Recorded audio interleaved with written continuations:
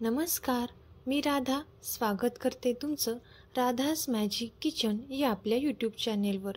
तर आज आपण पाहणार आहोत हिरव्या वाटाण्याची भाजी कशी बनवायची, ते सुद्धा अचूक पद्धतीने आणि अगदी मस्त अशी चमचमीत वाटाण्याची भाजी.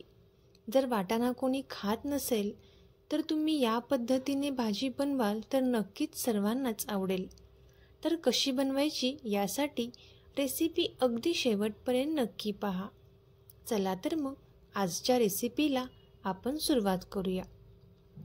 तर सर्वात अगोदर इथे आपल्याला एका बाउलमध्ये 1-2 वाटी वाटाणे रात्रभर पाण्यामध्ये भिजत ठेवायचे आहेत.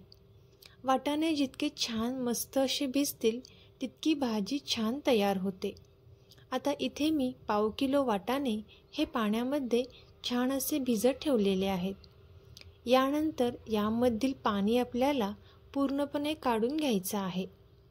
इथे आपल्याला एका कुकरमध्ये हे वाटाणे घालून घ्यायचे आहेत आणि यामध्ये आपण 1-2 वाटी पाणी घालणार आहोत. जी वाटी आपण आमटीसाठी वापरतो त्या वाटीने 2 वाटी पाणी आपल्याला यामध्ये घालायचं आहे. पाणी इथे आपल्याला खूप जास्त घालायचे नाही आणि अगदी चवीपुरते मीठ आपण यामध्ये घातलेलं आहे.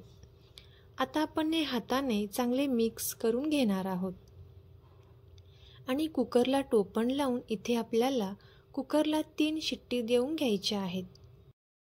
इथे आपण कुकरमध्ये वाटाणे शिजवताना पाण्याचे प्रमाण जास्त झाले तर वाटाणे हे खूप जास्त शिजले जातात आणि पाण्याचे प्रमाण कमी झाले तर वाटाणे हे कच्चे राहतात. तर इथे यासाठी आपल्याला पाणी हे योग्य प्रमाणातच वापरायचं आहे. पाहू शकता तुम्ही, ज्यावेळेस आपण वाटाणा हातात घेतो तर तो दाबला असताना या पद्धतीने फुटला जाईल इतपतच आपल्याला हे वाटाणे शिजवून घ्यायचे आहेत. त्यानंतर इथे आपल्याला एका कढईमध्ये 2 ते 3 चमचे तेल घ्यायचं आहे. यामध्ये आपल्याला एक अर्धा चमचा मोहरी, एक अर्धा चमचा जिरे घालून घ्यायचे आहेत. जिरे आणि मोहरी छान तडतडल्यानंतर यामध्ये आपण थोडासा कढीपत्ता घालून घेणार आहोत. आता कढीपत्ता घातल्यानंतर यामध्ये आपल्याला एक अर्धा चमचा हिंग पावडर घालायची आहे. यामुळे भाजीला टेस्ट जी आहे ती अतिशय छान येते. आता यानंतर यामध्ये आपण कांदा घालून घेणार आहोत. इथे आपण 1 वाटी पूर्ण बारीक चिरून घेतलेला कांदा यामध्ये घालणार आहोत.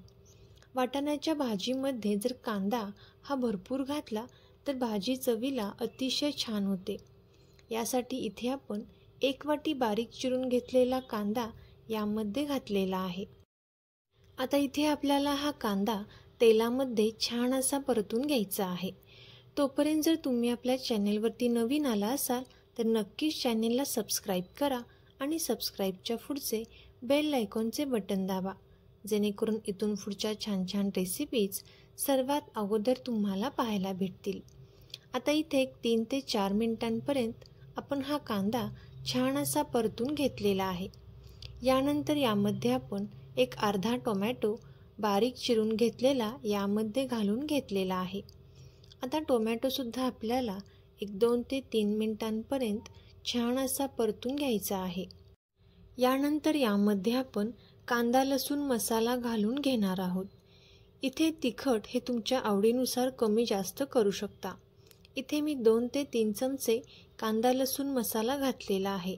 एक अर्धा चमचा लाल मिरची पावडर घातलेली आहे आणि 1 चमचा धने पावडर यामध्ये घातलेली आहे. आता आपण हे चांगले मिक्स करून घेणार आहोत. 1-2 ते 3 मिनिटांपर्यंत आपल्याला हे चांगले मिक्स करून घ्यायचं आहे. आता हे मिक्स केल्यानंतर यामध्ये आपण 1-2 ते 3 चमचे पाणी घालून घेणार आहोत.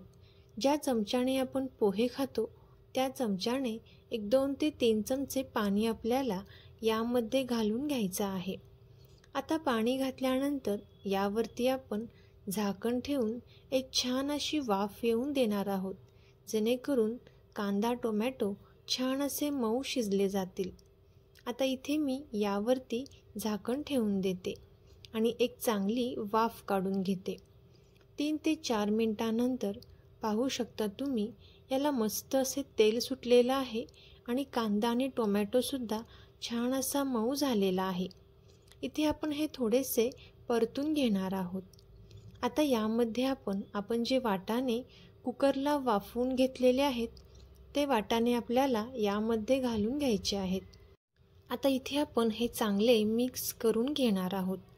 इथे जर तुम्हाला या वाटाण्याची पातळ अशी आमटी करायची असेल तर तुम्ही यामध्ये 1 ग्लास गरम पाणी यामध्ये ॲड करू शकता. आणि जर तुम्हाला थोडीशी लपथप भाजी हवी असेल तर या पद्धतीने तुम्ही ही वाटाण्याची भाजी करू शकता. आता इथे आपण हे चांगले मिक्स केल्यानंतर यावरती आपण थोडीशी कोथिंबीर घालून घेणार आहोत. आणि कोथिंबीर घातल्यानंतर इथे आपण यावरती झाकण ठेवून एक 5 मिनिटांसाठी छान अशी वाफ येऊन देणार आहोत. आता इथे मी यावरती कोथिंबीर घालून घेतलेली आहे. आता इथे आपण मस्त अशी छान एक वाफ काढून घेतलेली आहे. आता आपण झाकण काढून पाहूयात. पाहू शकता तुम्ही मस्त अशी वाटाण्याची भाजी इथे तयार झालेली आहे. तुम्हाला पाहूनच कळत असेल भाजी चवीला अतिशय अप्रतिम झालेली असेल. तर तुम्हीसुद्धा याच पद्धतीने नक्कीच ही रेसिपी ट्राय करून पहा आणि कशी झाली ती कमेंट करून नक्की सांगा. तुम्हाला ही रेसिपी आवडली असेल तर नक्कीच ही रेसिपी आपले मित्रमैत्रिणी आणि नातेवाईकांसोबत शेअर करा. चॅनेलवरती नवीन आला असाल तर नक्कीच चॅनेलला सबस्क्राईब करा आणि सबस्क्राईबच्या पुढचे बेल आयकॉनचे बटन दाबा, जेणेकरून इथून पुढच्या छान छान रेसिपीज सर्वात अगोदर तुम्हाला पाहायला भेटतील. थँक्यू.